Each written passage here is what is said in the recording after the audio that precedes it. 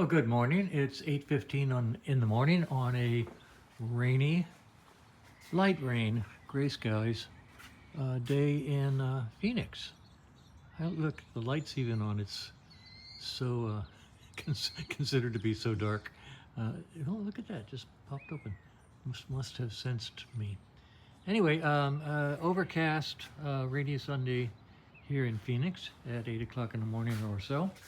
The little green bike is still up here on the lift, and I'm going to do some work on it. But first, let's talk about the coffee cup of the day. It's a Air Force cup. I bought it at a tourist stop. I saw that and said, well, gotta have that. And next to it is my favorite breakfast, a Jimmy Dean breakfast sandwich. There's a whole process online in my videos of how to properly prepare one of these.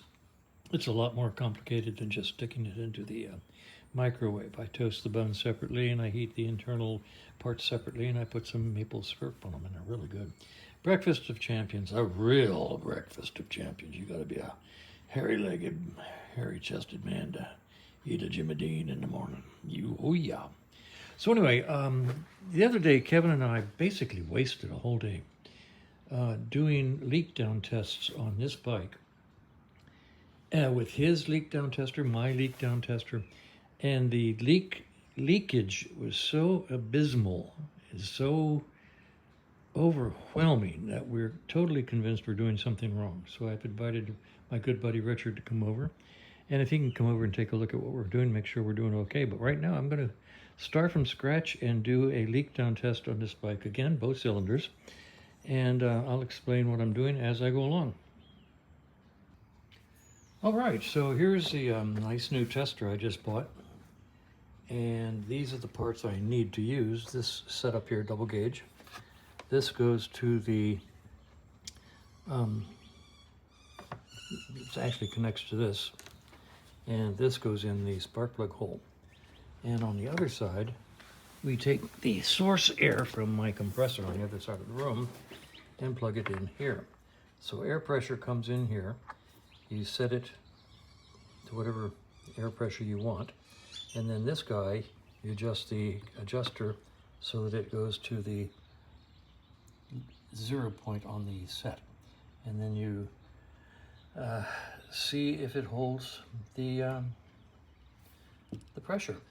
And frankly, in the test that I did the other day, it bled down to about moderate really quick, which is about halfway down, 50% or so. That seems bad. So I'm going to do it again and see what happens, and I'll let you watch. In the meantime, I'll do a close-up of this. These are the instructions. The pertinent ones are marked in blue, but I will scan these and put them into the video right after this little segment, just so that you can read them.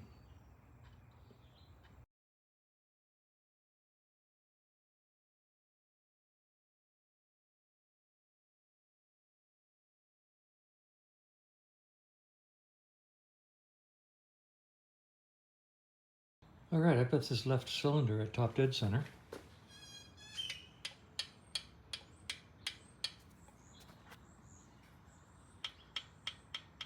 Valves are completely closed. Got the top dead center tool down here holding it in place. So this cylinder is at top dead center. I put the connector into the spark plug hole and snugged it down. And over here, I'm going to get ready. I'm going to go power up my compressor and build up some power. We'll be back. Okay, Richard came over and confirmed that I was doing the test correctly. And now I'm going to show you the results I was getting and why I was worried. So I'm going to set this up in the tripod, but I'm going to explain to you that you're going to hear the hissing sound, I hope. And what he thinks, it's probably not the valves, which I thought might be. He thinks it's going past the rings, into the crankcase, coming up the pushrod tubes, and that's why we're hearing the noise at the top of the motor up here. So what I did is I took the tool out down here, and I'm going to do the test again, and I'm going to put my finger down here to see if I'm getting any pressure out of that sump like this. Okay, so I'm going to set this up and do it again. Okay, at this point, we've got 100 pounds of pressure here, and the right-hand gauge is zeroed. I'm going to connect it to the cylinder. That'll pressurize the cylinder, and we'll find out where the leakage is.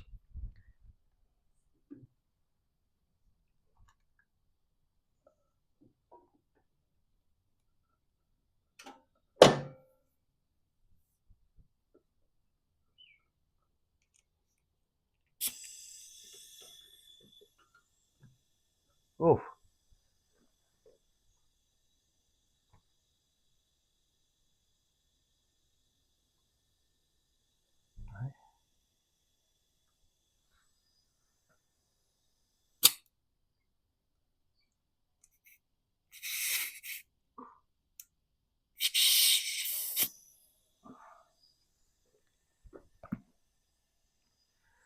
boy, immediately starts dropping down.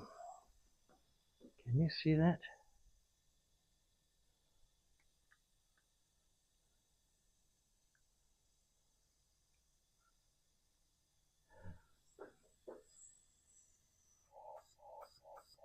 Okay, the air is coming out of the engine down here.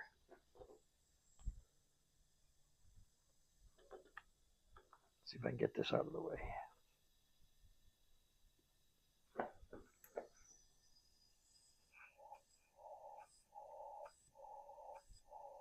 Can you hear that?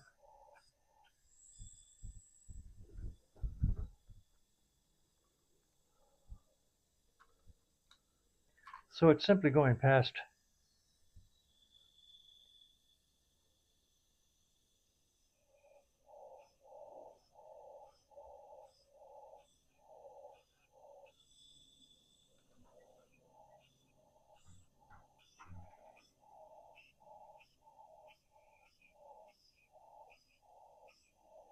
All right. So the leakage is most probably past the rings, and Richard thinks it's probably could be because the rings are just not seated in. This is probably a recently rebuilt motor, and the rings just haven't seated.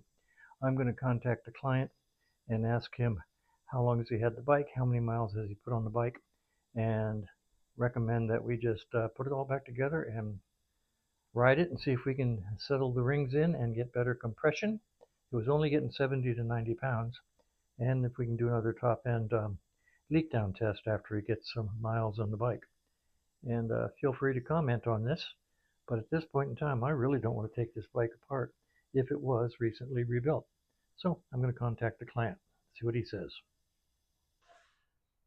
Okay, I'll put everything away. I'm just going to put the bike down and work on something else for a couple of days. I just don't want to take this engine apart if it's a freshly rebuilt engine. So, I mean, I really don't.